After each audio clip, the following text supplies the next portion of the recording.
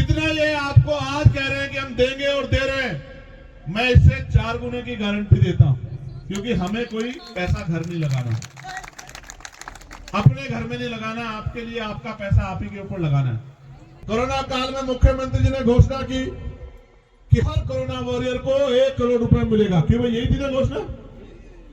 एक हमारा सफाई कर्मचारी भाई जिसका जीवन खत्म हो गया, उसके परिवार के पास हम गए, हमने कहा भाई मोर्चा निकलेगा। अब मोर्चे से बड़ी डरती है सरकार, मोर्चा निकलेगा।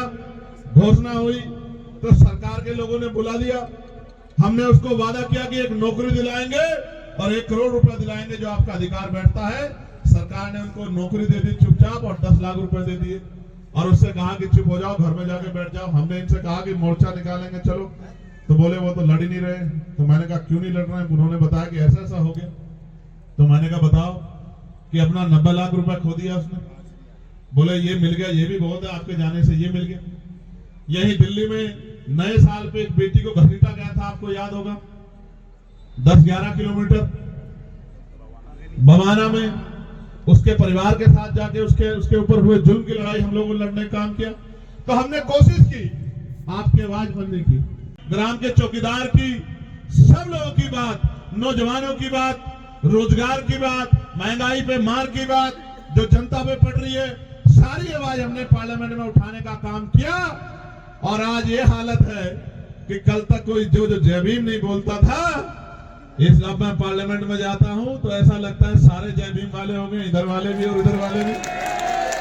एक दिन तो मैं गया, अभी एक विवाद हुआ तो मैं गया तो वहां के कर्मचारी आए मेरे पास, मैं अंदर बैठा कुछ लिख रहा था, बोले आज तो आपकी पार्टी के बहुत सारे सांसद आए हैं।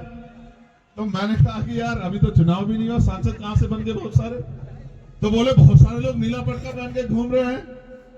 तो मैंने कहा नीला पटका पहन के तो बहुत लोग आएंगे, जय भीम का नारा भी बहुत लोग लगाएंगे, लेकिन जब आपको जरूरत होगी और आपकी तरफ आंख उठेगी और आपके अधिकारों पे हमला होगा तो सिर्फ भीम आर्मी और आजाद समाज पार्टी आएगा। वही असली नीले वाला है, वही असली नीले को आगे बढ़ाने वाला है।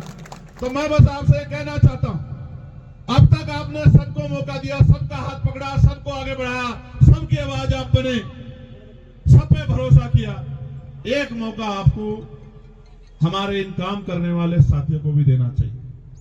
और अगर आपने एक मौका इनको दे दिया, मैं आपको लिख के देता हूं कि ना फिर आपको किसी और झंडे की जरूरत पड़ेगी, ना डंडे की जरूरत पड़ेगी, ना नेता की जरूरत पड़ेगी, क्योंकि नेता मां के पेट से जन्म नहीं लेते, नेता संघर्ष से पैदा होते हैं। और भीम आर्मी ने संघर्ष करके नेता तैयार किए हैं, जिनको कल तक नकारा जाता था, आज उनको बड़े बड़े नेता फोन करके कहते हैं कि हम पे अपना आशीर्वाद बना के रखना।